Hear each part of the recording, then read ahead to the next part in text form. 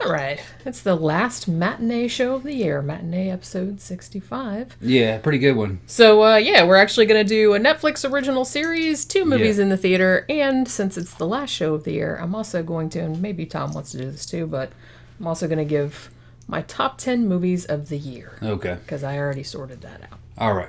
So the first one we're going to talk about, now this was recommended by a fan. We were going to watch it anyway, but we decided to get around to it quicker. This is the Netflix docuseries, Don't Fuck with Cats. Yeah. Hunting an Internet Killer. About that shipper. Yeah, we actually did a show about this guy. Not entirely about this guy, but it was that Canadian crime one we did several weeks back, and we talked about him. His name is Luka Magnotta. Yeah, boy, man. I kicked this dude's ass. I know, right?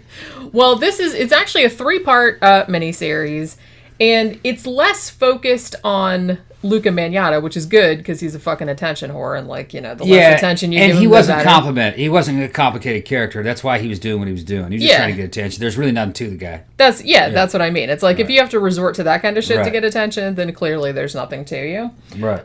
It was mostly kind of centered on Deanna Thompson, who is she was a data analyst from Las Vegas, and then this other guy that she met online named John Green, and how these two people, they saw the initial videos of Luka Magnotta killing the kittens. 1.2 kittens, I think that was. Yeah, with the vacuum cleaner and stuff, and drowning them in the bathtub.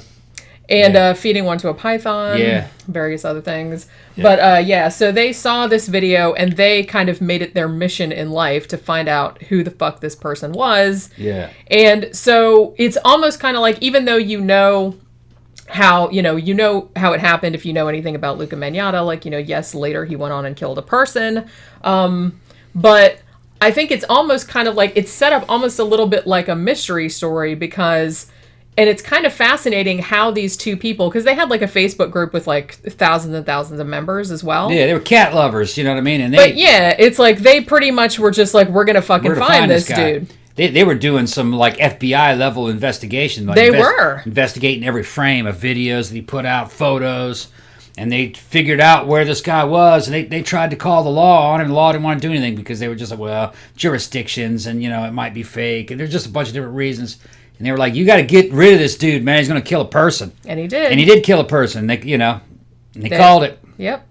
Well, they called it. Anybody that would kill 2 kittens in that fashion, and worse yet, someone that would put it on the fucking internet, and then he also went under all these different sock puppet accounts, and he would go in their Facebook group and troll them and stuff. Yeah, and then make nothing but videos about himself and fake news articles about himself, and he would comment on his own news articles. He was trying to make he wanted to be a model, he wanted to be famous, and he's just trying to make his own media company that just talked about him, like he did something. Because he photoshopped a bunch of his pictures too, photoshopping his face on other people's pictures, which is dumb because it's Google has a reverse image search. You can really, it's very easy to find out when someone's done. He also put a cat in a cage, poured gasoline on it, and set it on fire. That's right. That's another one. So and he'd tape a cat to the end of a stick and stick it down in the bathtub, in the water and drown it. Poor cat's looking at the camera like, hey, where's this? What's happening? Why am I taping this stick? It's like, I was kind of like, this is what I had to do, you guys. I mean, I love cats. Yeah. Probably more than people, generally.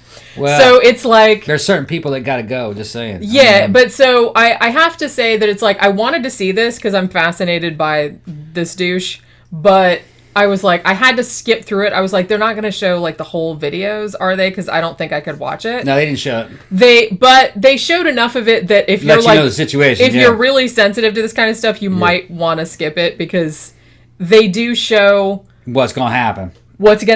They show the audio, or they have the audio. They have Deanna Thompson, one of the women that helped find him. She's narrating it. Yeah. She's saying what's happening. And they also show the aftermath because apparently he put up a video of him playing with the 2 dead kittens, and they do show that. Yeah. And they do show a picture of that. So just know that before you get into it. They don't show the entire video. They don't show the kittens dying. He also killed that puppy after he killed that guy. Yeah. Too. That's right. And that police detective started crying when she tried to describe what he did to the puppy. She never got around to saying what he did to the puppy. I don't even want to know.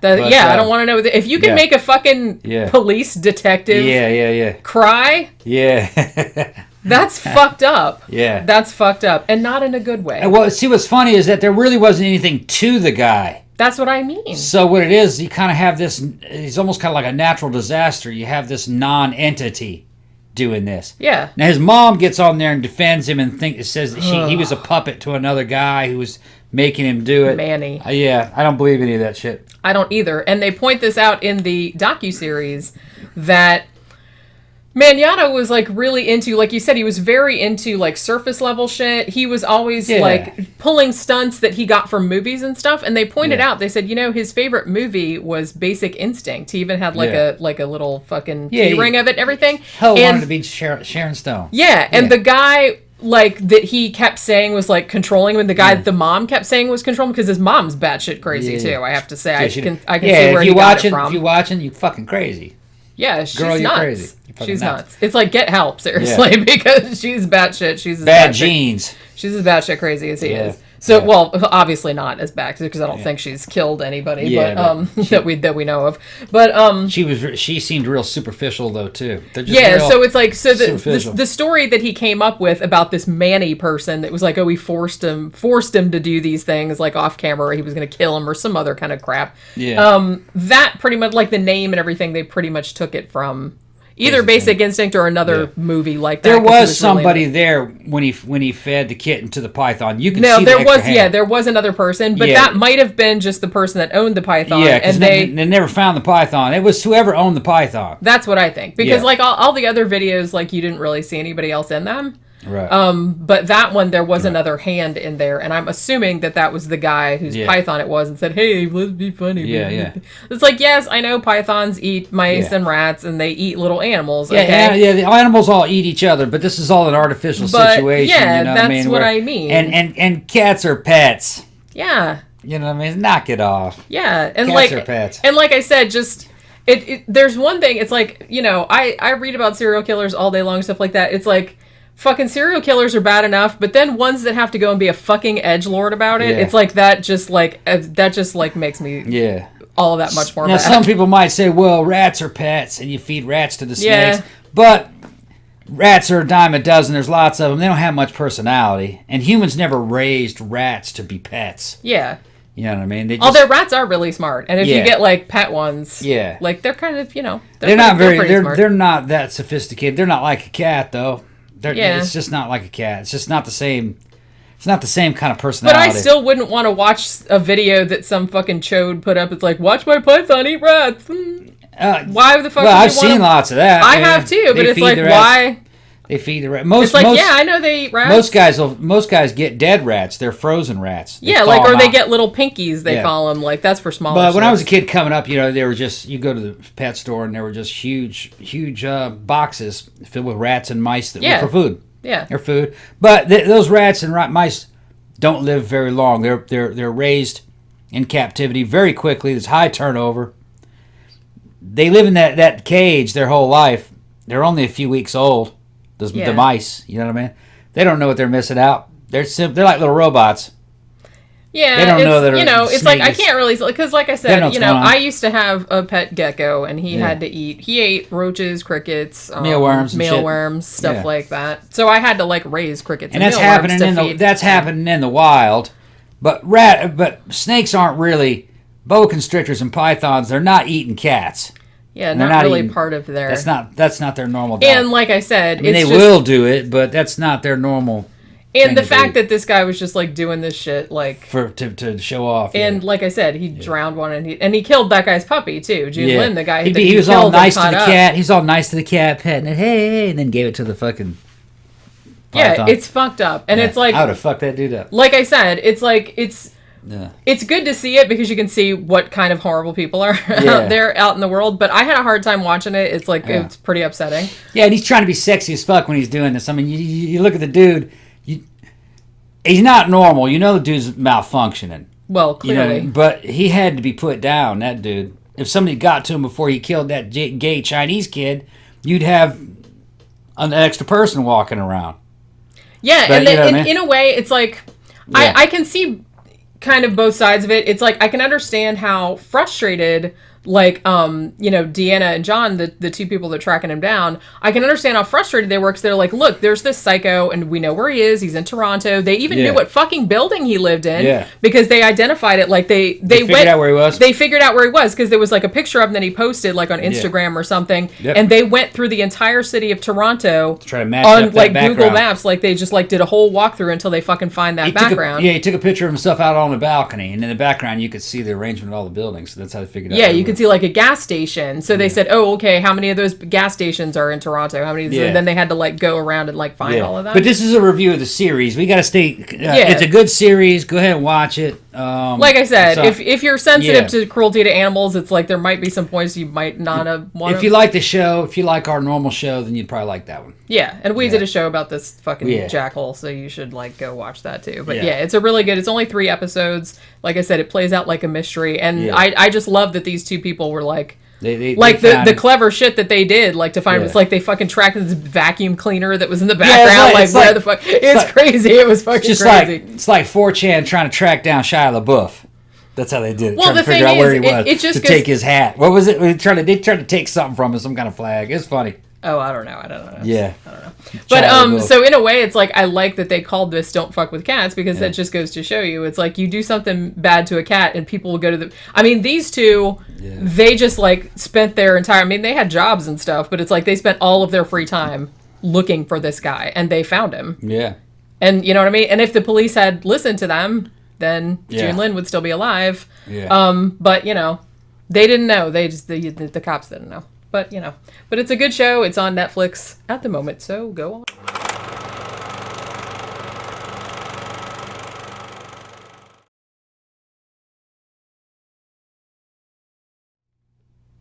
All right, and we actually got our butts to the theater and saw Jumanji, the next level. Yeah, we rented the first one because we hadn't seen the first one. I had never seen the first one. I saw the original that came out in 1995, but I remember almost nothing about it. I don't think it was that remarkable. I remember it, but I was just like, yeah, whatever.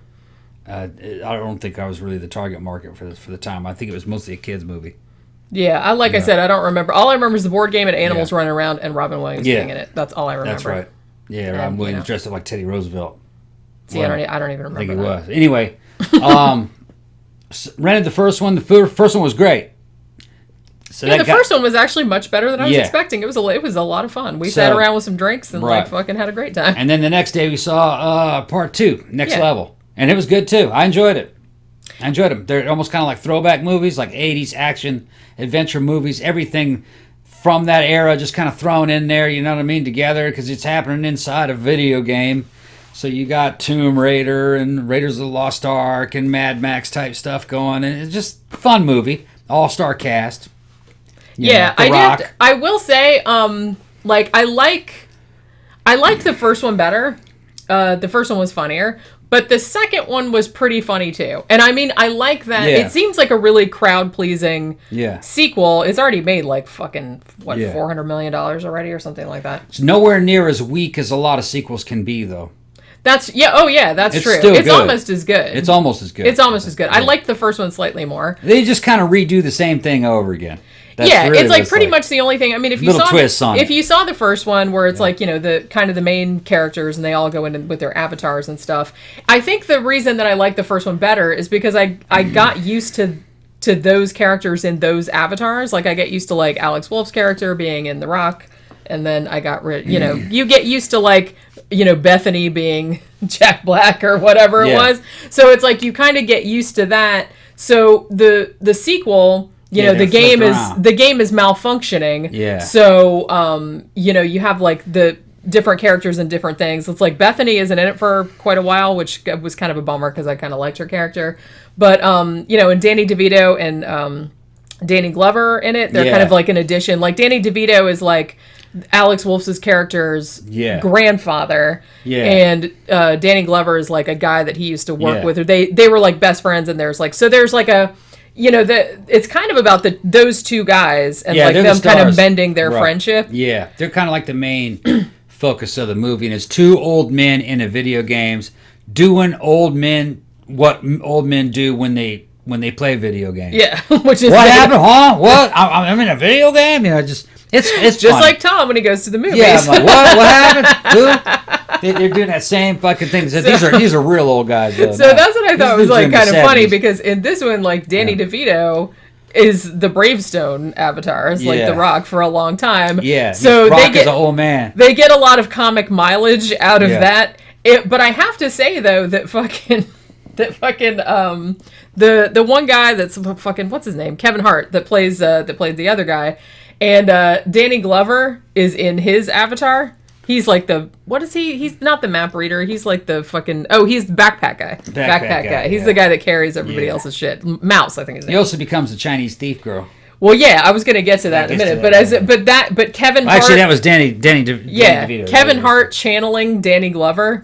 Was fantastic. That was even funnier than The Rock channeling Danny DeVito. I thought. I mean, him just being like, because you know how Danny Glover has that kind of like I'm just too old for this shit. Ambling kind of and like they really kind of like milked that for all it was worth. Like he was, because he's the zoologist, so he's like sitting there going, these beautiful mandrills are blah, and he would just go on, and like they would end up getting killed because he would take so long to say something because he was so like fucking laid back and slow, and it was just like that was like super funny. But then like later on, there's like a new character introduced. I think her name is Ming Fleetfoot. I think is the name of the character.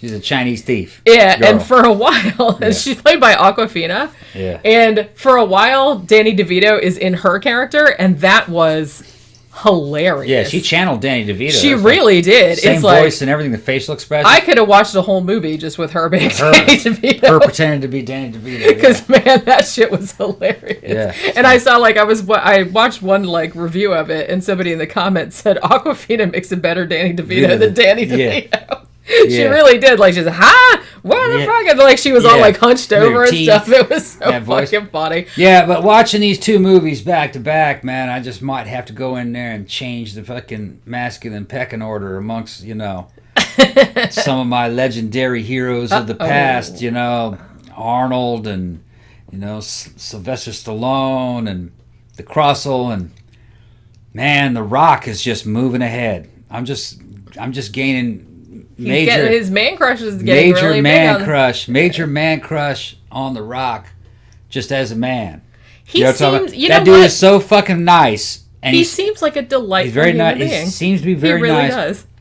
He's very creative. He's very artistic. He can act. He's fucking strong, and he's strong. And he's. I think he might be my age. I think he's about 50. He might be. Might be a little bit older, maybe a year or two older. Man, he looks good for his age. Yeah. That's a handsome man. And he's a gigantic man. Yeah, and he's in really good shape. Like a ridiculously, ridiculously gigantic. And he's, he's just cool. And he's producing good shit. I love Shazam and, with Fighting With My Family. Like, I really dug that. I think that was kind of like an underrated. He kind of has the physicality of Arnold, but then he kind of has the creativity and acting skills, I think, of Sylvester Stallone. Well, very close. The cool thing about him is that, because we were talking about this when we were coming home from the movie, I feel like The Rock has more of like, nothing against Arnold, but Arnold is very stiff. So that's why he plays good robots and he plays good stuff like that. Yeah. Whereas The Rock is he's much more personable. Yeah. And like his like character comes across like no matter what part he's playing. Yeah. I like to put it this way. The Arnold is a very kind of steely, cold character. Yeah. He's good at playing an archetype. Yeah. You know what I mean? He's not really good at playing like the dude that you know from the bar. Yeah. Okay. Like a regular guy. Yeah. That's why he knocked it out of the park in T1. That was Arnold's really... For me, that was his best role. It's a shame he didn't play more villains. That he didn't want to play villains. I can understand. He makes a great villain. He really does. Him in that damn punk rock outfit with the Spas 12 in one hand and the damn what was that thing? It was AR, that fucking AR 180 in the other, shooting up the police station. The way he's moving with those glasses and that spiky hair, that was he just looked badass. He sold it. Even though I loved his Conan. He was great in Predator 1. He was great. He was great as Dutch. Dutch was his best acting as far as acting. Yeah, and I think that had a lot to do because they were pushing him real hard. Oh, what's his name was pushing Carl him? Weathers. Carl Weathers. He was making fun of him. Was making fun of him for not being able to. You're a shitty actor. Carl got the best. Carl got the best out of Arnold. Yeah, because I think he kept that. fucking with him about it. Kept and Arnold fucking wanted with him to, about like, it. impress him, I think. And then Sly, on the other hand, he's kind of, well, he's a different character. He's not like a regular guy. Yeah. You know, I mean, Sly is good at kind of darker, more brooding kind of characters where there is a personality there, though. There's a lot going on. There's a lot going on. Kind of stoic, There's deep, right. But The Rock can play a hero. Yeah. And he comes across as just a good-natured hero. And like I said, it's like, I haven't seen a lot of, because I know he was in like a lot of the Fast and the Furious movies, and we saw him in Hobbs and Shaw and stuff like that.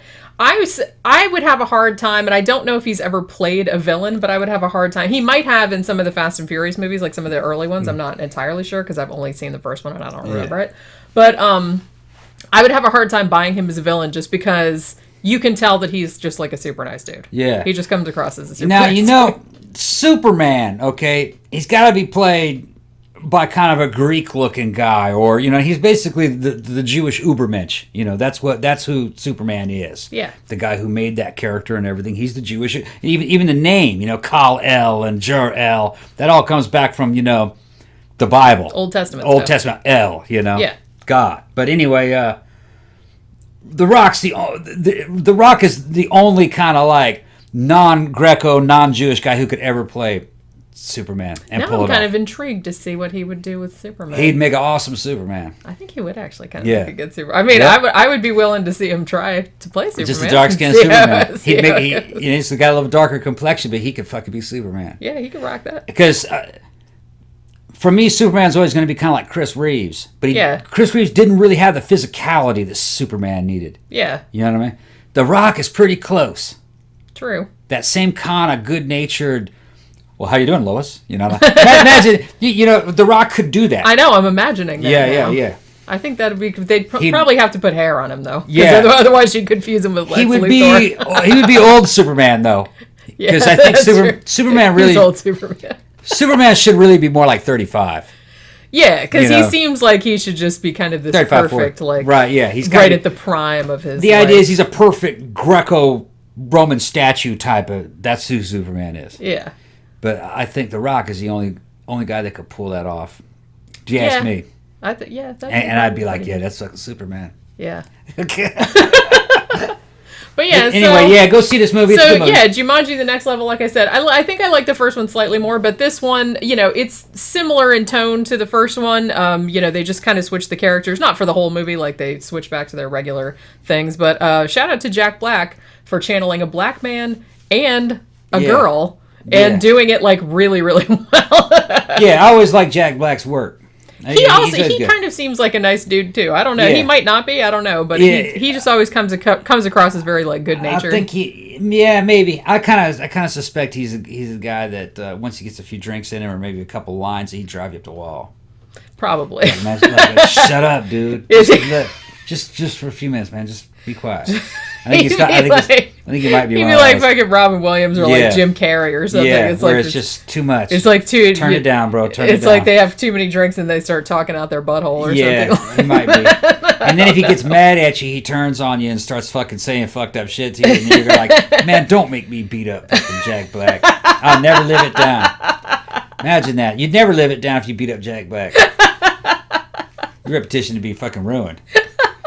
Although it would be funny that if he came back later in his like fucking El Santo outfit, for a rematch or something. You'd lose a lot of street cred beating up Jack Black. You probably would. Yeah. Why would you do such a thing? They would be like, man, fucking kind of man are you? Anyway, like on that note, so if you like the first Jumanji movie, this is pretty much like more of the same, but kind of different and switched up. It's kind of an '80s throwback movie. I had that '80s tone, but it's better with the cranky old characters like added in the mix, which is always delightful. Very traditional writing, very traditional feel-good layout. It's not controversial. It's You go there, you have a good fucking time. It's just a fun movie. Fun. Yeah, and you walk out. It's like Jurassic Park. You walk out. Oh, yeah, and when we were there, actually, it's weird because we waited like a really long time to see it. So it had already been playing for like 2 or 3 weeks, I think, when we saw it, and it was still full, still packed, and it was like the middle of the day, and like a whole bunch of people had like brought their kids and shit like that. Yeah, a shit ton of kids, and you couldn't hear a peep from them. So that lets you know they loved the movie. Yeah, they were super into it. You didn't hear a peep out of them. But yeah, so go check that one out.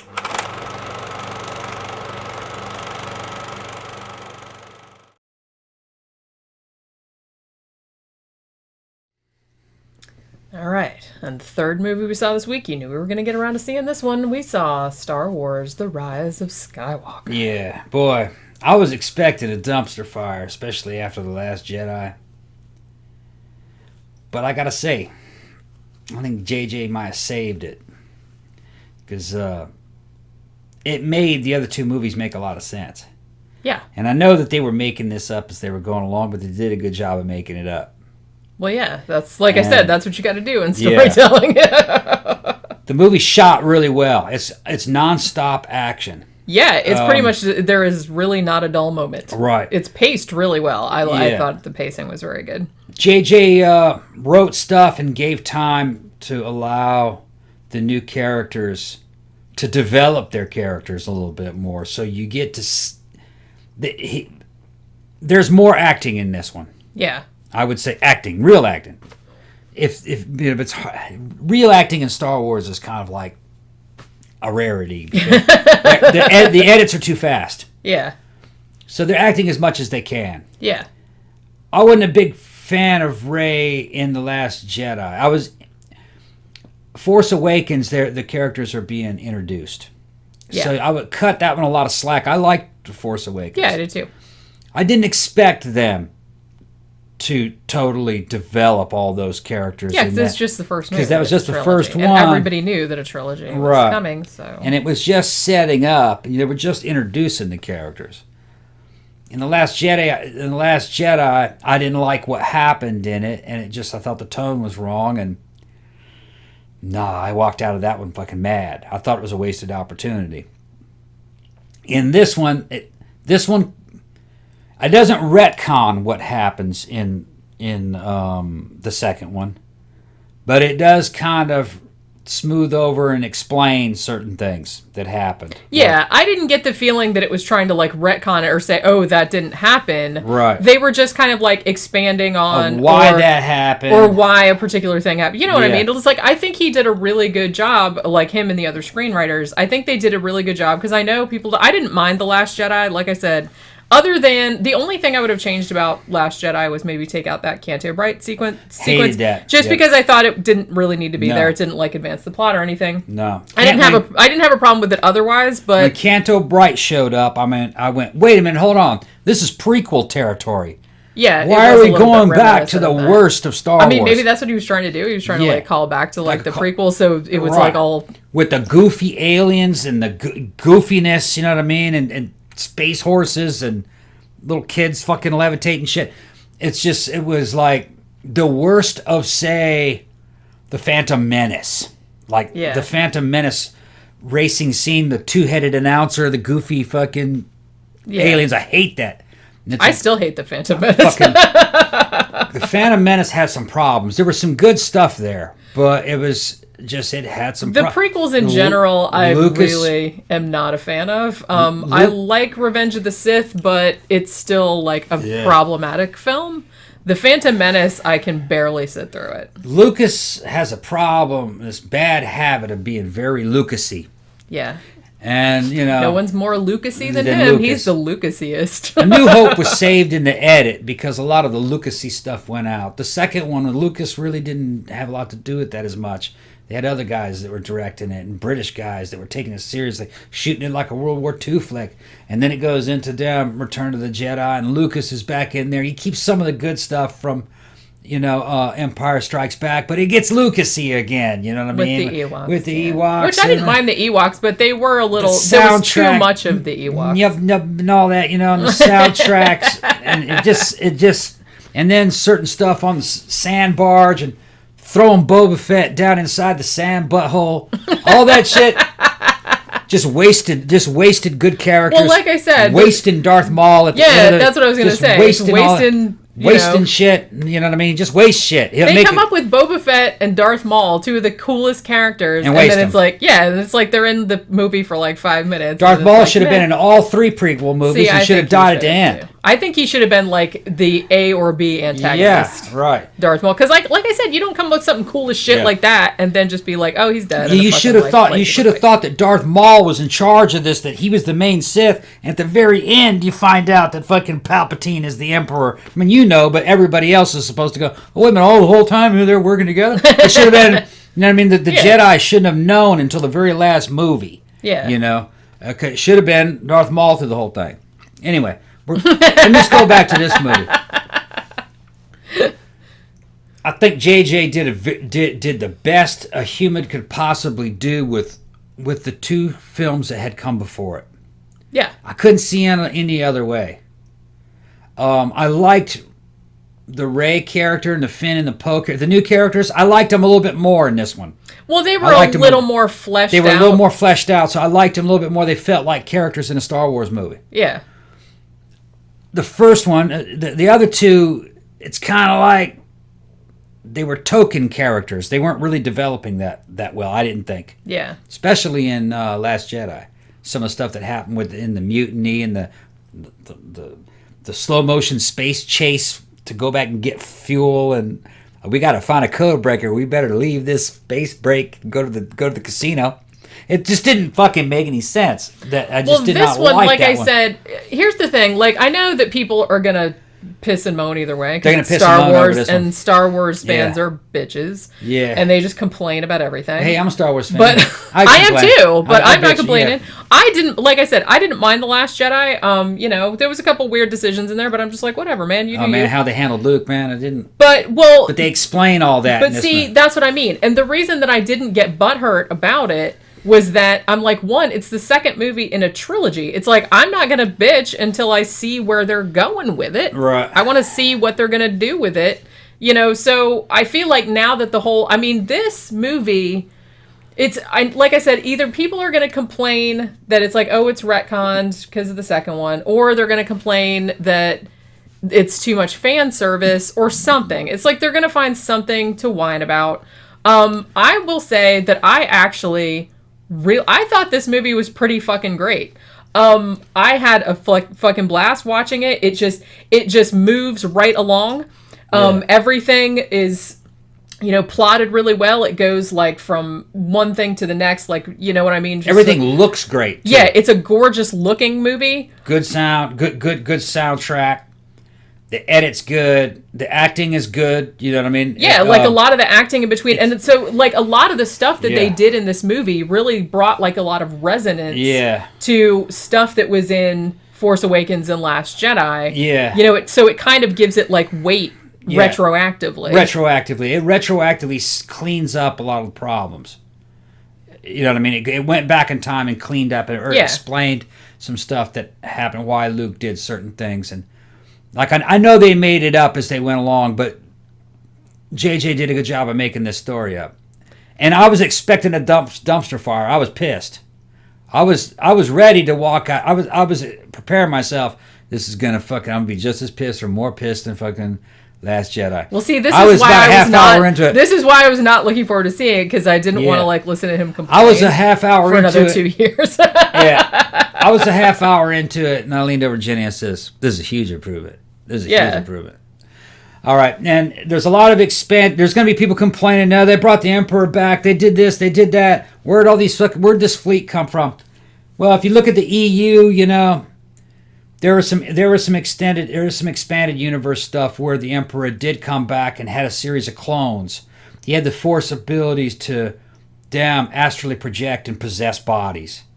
That's there. That's already in Star Wars. That's what I mean. They didn't make anything up. Everything was from the extended universe. And if you played Knights of the Old Republic and Sith Lords, there's shit like planets like Korriban, stuff like the Star Forge, which the Star Forge was a damn Sith machine that ran off the dark side of the Force that could just make armies of ships just out of nothing. Yeah. Now, they were kind of AI. It didn't explain if all those damn Star Destroyers, Destroyers, if they were all fully manned or not. I just assumed, well, because the way they kind of just came up out of nowhere, they'd been working on them for a long time. There wasn't a lot of people, though, on that planet. So I just thought most of them were probably just AI, robotic ships. Which would make sense. Which would make more sense. You know, some of them had people, like the command ships, but I think most of them didn't have crew on them. I'm assuming. You know. It doesn't matter. It looked cool. Yeah. And you had stuff like that in Knights of the Old Republic. And then you had a bunch of cool Sith stuff. Yeah. That's kind of like something out of the game Sith Lords. That was one of the things that I really... I mean, I have to say, like, out of this trilogy, and like I said, I wasn't one of those people that was, like, whining about Last Jedi or anything like that. I really liked Force Awakens. Last Jedi, I didn't mind it. Like I said, other than that one sequence they probably could have taken out because it was kind of useless. I didn't really have a problem with it. This one, I think, is my... Well, actually, I don't think I know. This is my favorite one of this trilogy. Yeah. And actually, I like this one. So I like this one the best of this trilogy. It blows all the fucking prequels out of the water. I would say so. Because those are just mostly terrible. They're not. I cut them some slack. I cut the prequels some slack. There is good material in there. It needs to be edited. Well, I could take those 3 movies and edit it into 2 good movies. I can't remember who it was, but somebody... I don't know if they edited all 3 of the prequels, but I know they did Phantom Menace, and like I watched their edit, like it was a fan edit, and it was great. Yeah, they just need to be. So edited. It just goes to show it wasn't just everything's in the edit. It wasn't the shit they filmed. It was just like how they cut it all together and what they left in and what they could have left out. In a way, Revenge of the Sith kind of redeemed the prequels. Yeah. It made. I think it did because it had real good shit with Palpatine. Palpatine saved that movie. Yeah. All right, Sith stuff. Lord Vader, that kind of stuff. Rise, all that kind of shit. Well, Palpatine's cool. It's just like that. You know what I mean? Go after you've killed all the Jedi. You'll be strong enough in the dark side to save Padme. And I was like, oh man, you got to go kill all those little kids, and then you'll be strong enough with evil to do this shit. So anyway. This movie kind of redeems. I think it saves the. Well, like I said, that's why I was waiting. I was kind of like I liked the other 2 movies, but I was reserving judgment until I could see the whole trilogy because like I said, I want to see where the story's going. I want to see what you're doing with this. And like I said, I'm sure half the fans will fucking cry, but I actually really liked this movie. There was no part of it that was boring. It was fucking great looking. All the acting was good. There was some humor in it, but it wasn't goofy or over the top. Yeah. You know what I mean? Goofiness. That was good. Yeah, it's like, there weren't like, crazy aliens or anybody talking in weird racial stereotypes or anything like that. It's like, you know what I mean? It was just like a good like adventure story. There were high stakes. I liked all the, there's like a really lot of like cool Sith stuff in this. Yeah.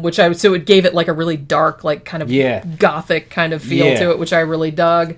And some of the force powers that they show are in the video games. Yeah. Like Force Bond, where you have 2 Jedi. They're not. Yeah, because that's two force users. They're not even related.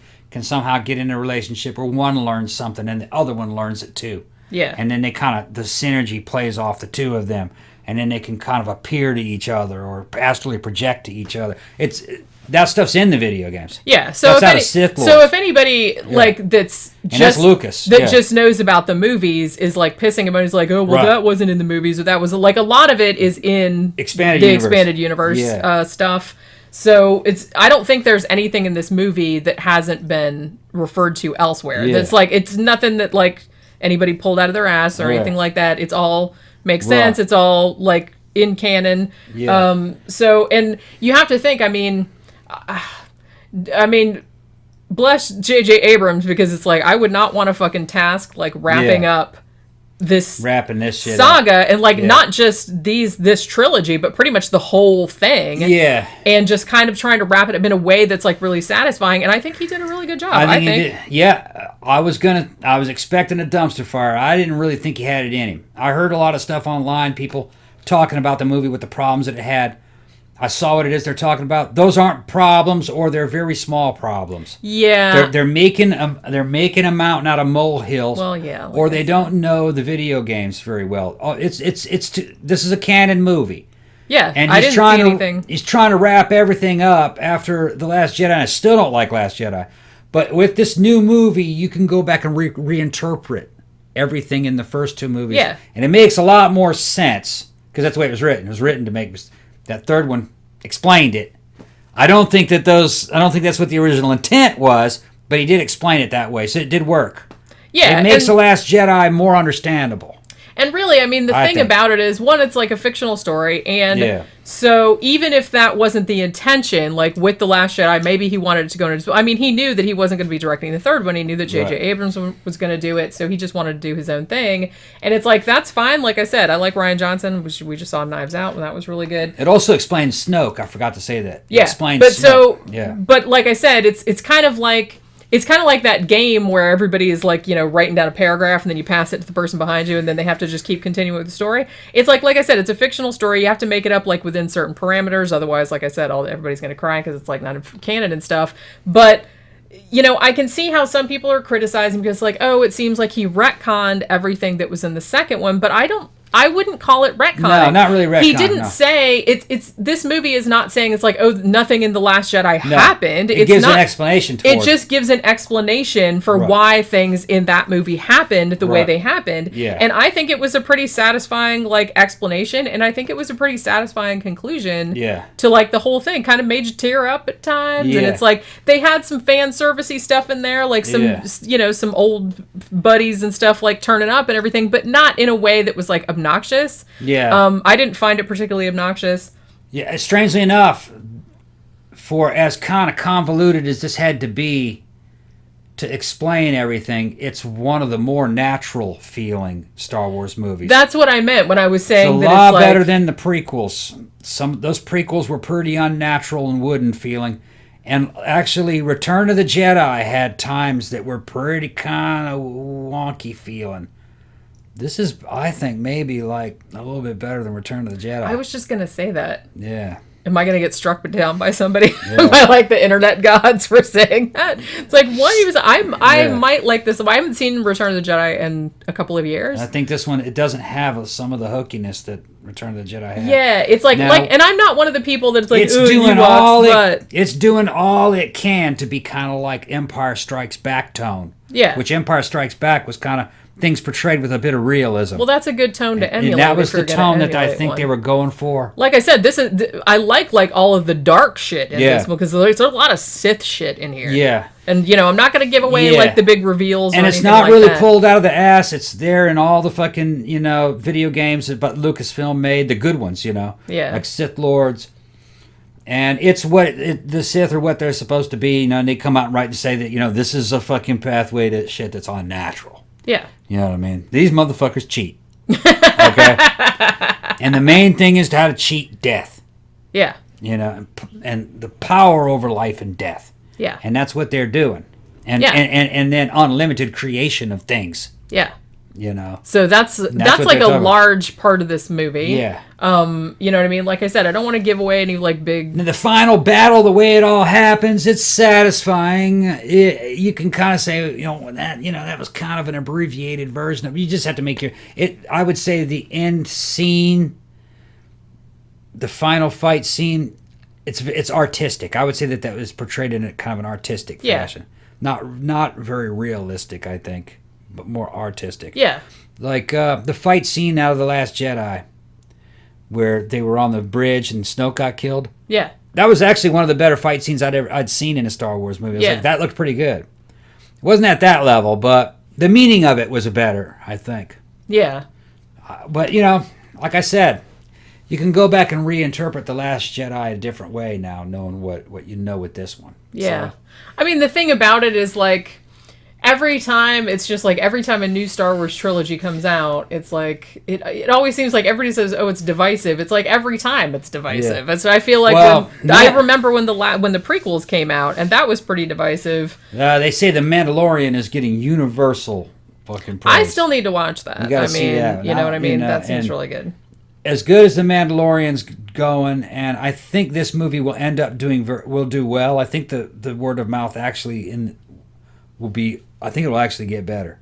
We actually, it's like it was still packed. I think the word of mouth will get better on this. Yeah, and it's been playing for like a few. I mean, we wanted to wait till after Christmas and stuff, and we went and saw it at like 11:45 in the morning. Yeah. So like on a weekday, but it was pretty full. And when we went to the theater to see Jumanji, I think on the day that it opened, and on the day that Star Wars opened, and there was a million people in there, and a lot of them had kids. So I feel like that's, the little kids were like in their little outfits and, they had the little costumes on and everything. So there was like a shit ton of like people seeing this. So like I said, I feel like, maybe this is true of everything, but it's like I kind of get sick of all the whining and outrage and stuff like that about this kind of crap. Well, there's a lot of money in whining and outrage. But I know, but there's a lot of entertainment in it. That's why they do it. Well, I know. But like I said, I'm not entertained by it, but I guess some people are. Yeah. But to me, it just gives me a headache. But I that's probably like a small proportion of vocal people that are like, oh, I don't like it because of this, or I don't like it because of that. Like I said, you can't really win. It's like, everybody was like, people that bitched about The Force Awakens were like, oh, it was too much like A New Hope. So then they made The Last Jedi. It's like, oh, it's too different. I don't like it anymore. So now it's like this one comes out and it's like, oh, it's either, it's retconned, or it's like all fan service. Or it's all fan service. Or it's like I said, they're just going to find something to whine about regardless. But it's like, just aside from all that, like, I think this movie is actually going to do pretty well. It's the best one. This is a really entertaining. It's like really crowd pleasing. It's dark. It's got dark, scary kind of shit in it. It's like really, really cool to look at. It's really fast paced. Like there's a lot of battles and there's a lot of fighting and and it's just like a really, really good fucking movie. It's like it hardly slows down. I mean, there's a few like character scenes. The relationship between Rey and Kylo Ren is like really kind of deepened, and like they go a lot more into that, and like it's better than all the prequels, and it's the best one out of the new series. Yeah, easily. I don't want to say it's better than Last Jedi, but it's there. It's getting there. It is, because it's a newer movie. I would say it's better than that technically. What you mean? Return of the Jedi. Return of the Jedi. You said last. Yeah, I meant Return of the Jedi. It's better than Return of the Jedi. I think technically, it's not a classic, but like I said, it's a good movie. I was pretty surprised with it. I think it will do better than The Last Jedi at the box office. I don't know if it'll do Force Awakens numbers. That movie was fucking huge. Yeah. Because everyone was excited. But over time, I think the movie will be appreciated. I think it will too. It's going to take time. Well, like I said, that's kind of what... Now, here's the crazy thing, is like, I decided, I was like, I don't watch reviews before I watch the movie. Like, sometimes I'll read some after, like, before we do the show and everything. It's like, it seems like a lot of people are really, like, pissing and moaning about this movie, and like, they really hated it. And, like, some people even said, and this is crazy talk, that this trilogy, that they hated this whole trilogy so much that it made the prequel trilogy look better. I'm like, you are high. The prequels are terrible. They're still terrible. I just saw them a year or two ago, and they're still bad. They didn't age well. They're still bad. They weren't very good when they came out, and they didn't age very well. This trilogy was way, way better than the fucking prequels. Yeah. And it's like, if you think, I don't know what the hell is the matter with you if you think otherwise. Yeah, but retroactively, and now that The Last Jedi got cleaned up, I'd say, this is better than a prequel series. Yeah. I mean, those are just not good movies. Other than Revenge of the Sith was half of a good movie. The other two were not. They were all kind of half a good movies of the prequels. Like I said, you could take those 3 movies and edit it into 2 pretty good movies. Yeah. I think the reason I hated Phantom Menace so much was just because it was mostly about a kid. And I was like... zany aliens, Jar Jar Binks. They killed off Darth Maul, which was the best thing about the movie. Which was the coolest thing in the movie. And Qui-Gon got killed in it, which he was good in the movie too. Yeah. So killed off like all your butts other than Obi-Wan. Yeah. Who was pretty much the only good thing about that shit. Yeah. But it's like, because I love Ewan McGregor. But you know what I mean? It's like, so anybody that would think that the prequels were actually better than this trilogy, they haven't seen the prequels in a while. I don't know, because the prequels are just, I don't know, they're just bad.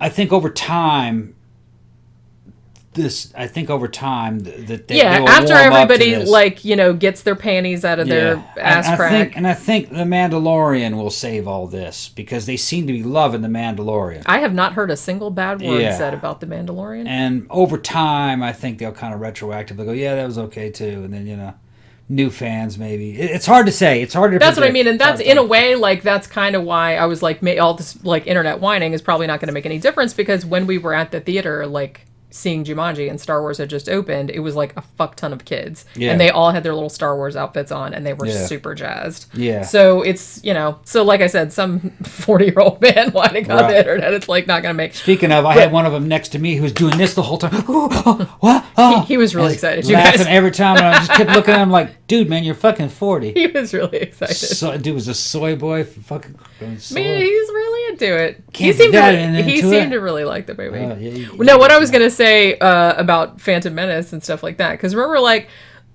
this is why I couldn't stand Rob Zombie's Halloween remake, because I was like, I don't want to see Michael Myers as like a poor little abused child that I sympathize with. He's not scary then. I don't want to see Darth Vader as a little kid. Yeah. Who the fuck thought that was a good idea? That whole storyline, I've done those. I think I did a whole video on. I think I did a whole video on this one time. The whole storyline of the prequels was done not in the best way. There should have been a Jedi Civil War. That's what was originally described. Yeah. And it should have been two factions of good Jedi accusing each other of being traitors. And it was Darth Maul that was so much better. And it was Darth Maul doing all this. And, he was like fomenting. He was the one that they knew about, but secretly it was Palpatine, who was friends of the Jedi, okay? And then he ended up getting Anakin to hunt down all these other Jedi because he thought they were traitors all along, but it turned out he was on the wrong side. Yeah. That he was being full. And that should have been that. Just that short description is like a way better. Right, and he should have been the damn best Jedi out of them all the way for like a movie and a half. Yeah. All right?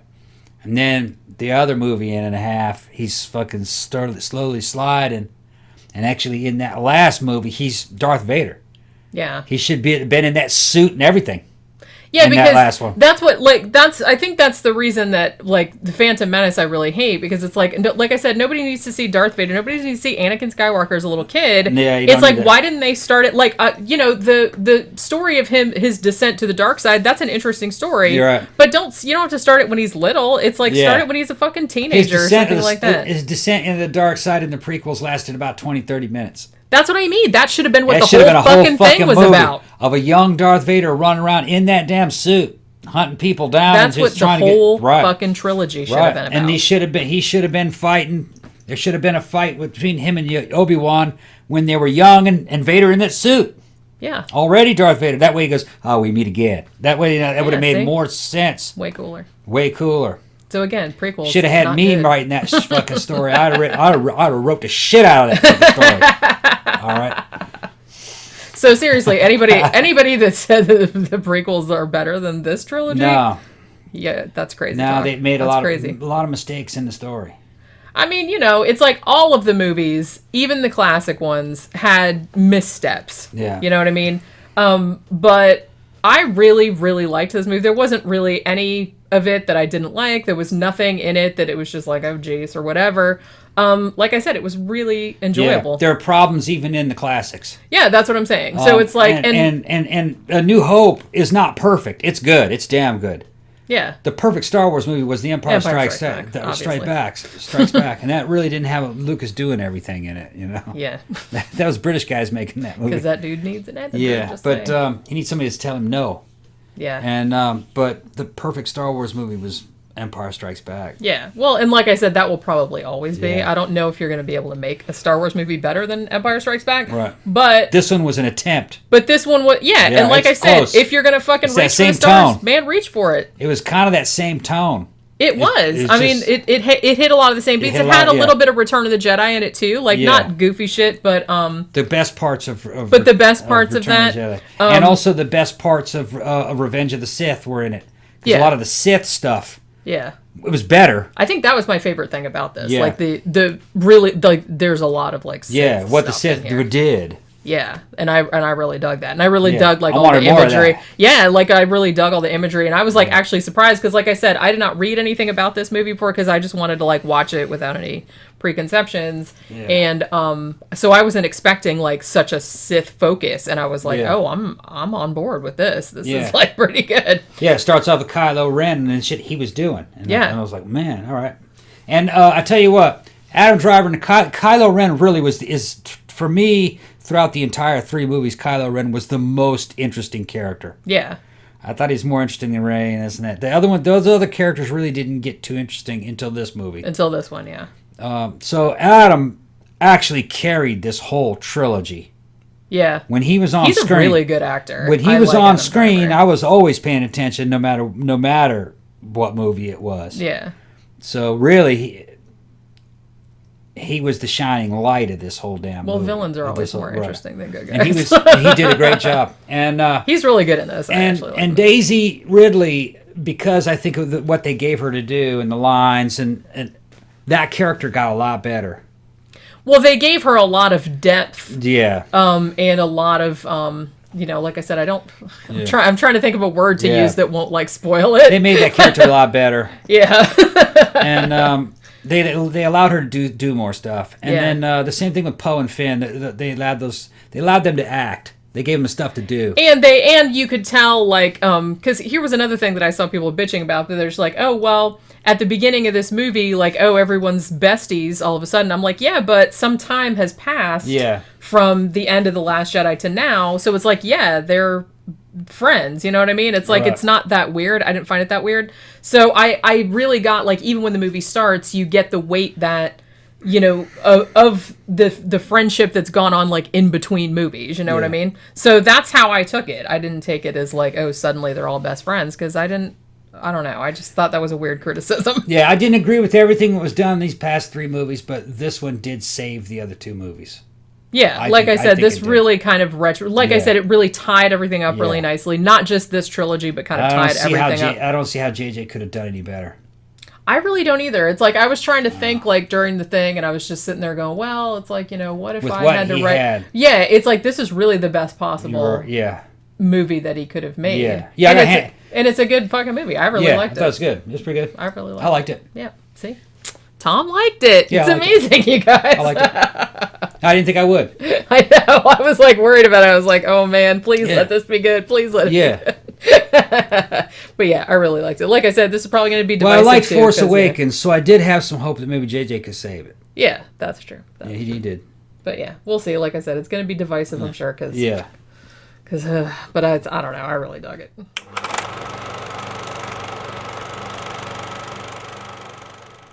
All right, so since this is the last matinee of 2019, thought I'd do a little bonus.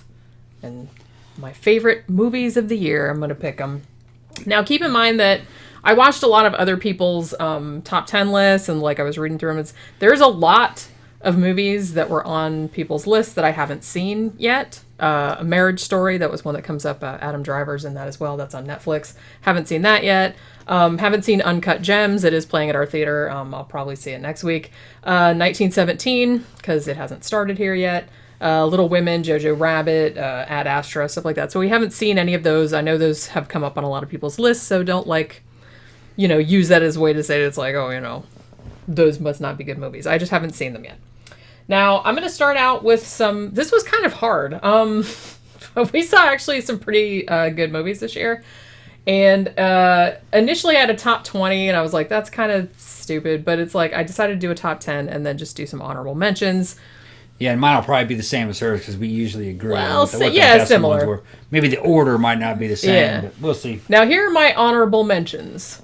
And like I said, initially I had a top 20, so it's like, and it was hard for me to put them in order, so not like in super order. Honorable mentions: Dr. Sleep, Apollo 11, best documentary we saw this year, easily. They Shall Not Grow Old, also a documentary. Which one was that? That was the one that was all the colorized World War I footage. Yeah. That was amazing. Yeah. These are all like really good movies. Like, I really like these. It's just there wasn't room for them in the top 10. What? What's number 10? What? Wait, I'm not done. Okay. I'm still doing honorable mentions. Still? Yeah. Oh, okay. Like I said, there was a lot of movies I liked this year. Okay. Ready or Not. Dolomite Is My Name. Yeah. Fighting with My Family. Yeah. John Wick 3. Yeah. Alita Battle Angel. Yeah. Shazam. Yeah. One Cut of the Dead. Yeah. The Hole in the Ground, Tigers Are Not Afraid, Rocket Man, The Headhunter, and I Am Mother. I'd take Rocket Man off there. I liked Rocket Man a lot. Yeah. Well, this is my list, though. Yeah. Not yours. I didn't really like that one. All right, so here are my top 10. And like I said, this was kind of hard. It's like they're sort of in order.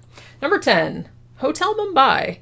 I don't see a lot of people like talking about this movie, but I really, really liked that movie. It played in the theater. Yeah. And it's like, then it just kind of disappeared. Right. It was a good movie. It was really good. Very it was realistic. like really realistic and really tense. I was just like biting my nails the whole time. And it's really weird that I feel like people like, I guess it came out like a while back, but it's like I feel like people kind of forgot about it in the top 10. So I don't think I saw it on anybody else's top 10 list. But I actually really liked it. So that's my number 10.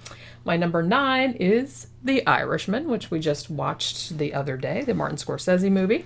I thought that was just okay. Yeah, I mean, you know, it is at number 9. All right. Number 8, Us, the Jordan Peele movie, which I really liked very much. Okay. Number 7, I'm going to put Star Wars at number 7. Okay. Rise of Skywalker, number All 7. My number 6 was Midsommar, the Ari Aster movie. Yeah, I don't think I'd have that one up there either. But go ahead. Number 5. But we did differ on a lot of that stuff. I guess. Yeah. Number 5, Ford v Ferrari. Yeah, that'd be definitely which I really, really liked a lot. Number 4, actually, I think I just did 11 movies. Oh, well. Number 4, Knives Out. I have 2 number 4s. Okay, so this is a top 11. Sorry. Okay. So my other number 4, I just noticed. Right. My other number 4, Joker. Yeah. My number 3, Parasite. Yeah. Number 2, The Lighthouse. Yeah. I really fucking liked that movie. And number 1, Once Upon a Time in Hollywood was probably my favorite movie this year. Okay. Mine would have been 1, Lead a Battle Angel. Yeah, I figured. Okay. 2 probably would have been Joker. Yeah. Okay. Let me see. Can you see what that? you have. 3 would have been John Wick. Yeah. Okay. I loved every single movie that I mentioned. 4 probably would have been like Shazam. Yeah. No, Dolomite Is My Name and then Shazam. Yeah. That makes 5, I think, right there. Yeah, I think so. Apollo 11 and then Dr. Sleep. So 3 more would probably be something like Did you like the Rambo movie? Yeah, Rambo would be there. That's what I mean. Yeah, Rambo would be there. And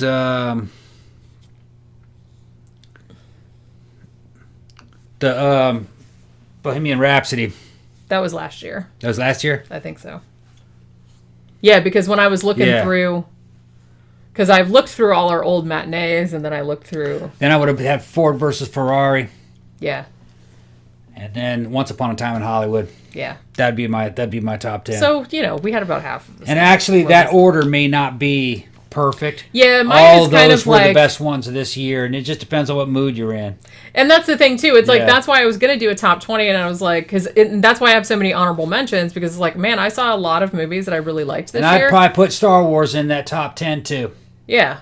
That's what I mean. It's like we just saw it today, so yeah, and I thought that was going to be a that actually pushed Dr. Sleep off my top 10. Yeah, I'd like to Dr. Sleep also. I did as well. Like I said, every single one that I mentioned in the honorable mentions, those were all awesome movies too, and it was really hard for me to pick. I don't really like artsy fartsy movies too much. So Lighthouse, some Midsummer. I enjoyed them at the time, but they don't ever go to my best. Yeah.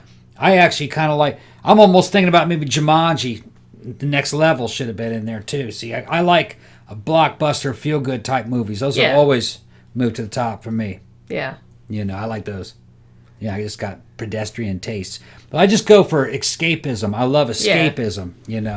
Yeah. And one that wasn't on here was, I totally forgot about Avengers Endgame. That was on like a lot of people's list. Marvel. But I was kind of like, I remember liking it when we saw it, but it's like, I'm not like a huge Marvel fan person, so it's like, they're enjoyable, but they don't stick with me. Well, hi there, Pookie. I actually like these last couple DC movies better than the Marvel stuff. I did too. I liked and Aquaman. actually, I have to say that the new Wonder Woman that's coming out next, that looks pretty good. Gotta see like Wonder Woman 84 or whatever it's called. I gotta see the old Wonder Woman. And Black Widow's getting her own movie too. I know that's Marvel. Yeah, that looked like real Wonder Woman in the red, blue, and gold fucking skimpy outfit. I haven't seen the other Wonder Woman, even though everyone's told me that it's good, but I haven't got around to seeing it yet. Yeah. Because like I said, he doesn't like arty farty, but I like arty farty movies, and I also like all kind of movies. I'll pretty much give anything a chance. But kind of the bigger epic like superhero ones, I'll usually like just wait until they're on Netflix or something, and then I'll watch them. It's never like the first priority because one, there's a million horror movies that I still have to watch, so horror movies are always first priority. Joker was a badass supervillain movie. It was. Okay. Well, because that wasn't like a superhero movie. That was just a movie. That's what I mean. It was just like film.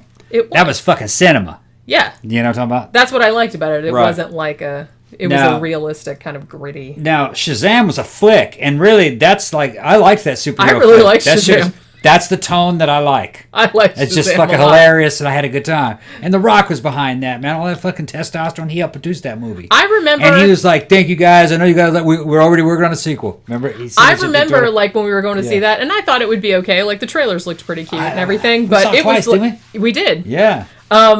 I actually ended up liking it a lot more than I thought I was going to. Shazam, that was one of my biggest surprises of the year. As far as superhero movie goes, I like that Shazam. Yeah. Well, because I liked it because he was just like... Yeah, it's funny. A regular dude. Well, he wasn't even a dude. He was a kid. Yeah, it's funny. And it's like they got a lot of comic mileage out of that. Yeah. And I really bought him as a kid in a superhero body. That's exactly what a kid in a superhero body Spider-Verse wasn't bad. That was pretty good. That was last year, though. That was last year? I think that was end of last year. Oh, okay. Yeah. If this had been like last year's movies, that would definitely have been in my top 10. I got to get Shazam on Blu-ray. Yeah, we definitely should. It's out. It's out, yeah.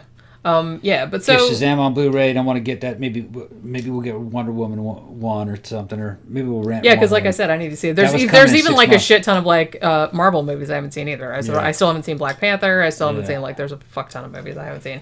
So I try to get around to them. And like I said, there's ones that I've been hearing like a lot of people put on their top 10 lists, like particularly Uncut Gems, the Adam Sandler movie, and everyone's like, you guys need to see that because that's like a masterpiece. Yeah. It is playing at the theater here, or at least it was yesterday. It might not stay too long because it's it's AMC Artisan Films, which that's very funny. It's like not like regular movies; these are like artisan movies. Yeah. But so I kind of want to see that. So but this is the top 10. And the honorable mentions of the movies that I've seen so far under the recording. Yeah, and even her arty movies, they were good. They were good. I liked them. I just didn't put them up there like in the top ones. Because then wasn't there the Art of Self-Defense too? Was that this year? Yeah. Remember that one? And that was an arty. I liked that. That was an arty film about fucking kung fu. Yeah. And the ridiculousness of fucking kung fu. If you liked our show on Bullshido, fake martial arts, go see the Art of Self-Defense. I forgot about one. That should have been in my honorable mentions. That is a very accurate depiction. I really liked that movie. Very accurate depiction of a fucking McDojo and how shit can go wrong. Yeah, and I like that kind. And it was very like deadpan. Yeah, which I kind of like. I kind of want that on Blu-ray. I didn't put The Dead Don't Die in my honorable mentions. Yeah, even though good. I kind of dug that. A lot of people hated that movie. I liked it. I can see how people would hate it, but I don't know. For some reason, it just tickled my funny bone, like right in the right place. But yeah, so that was the top 10 movies of the year. Surely y'all's are different, and that'll do it for the last matinee of 2019. We will see you next time. Bye.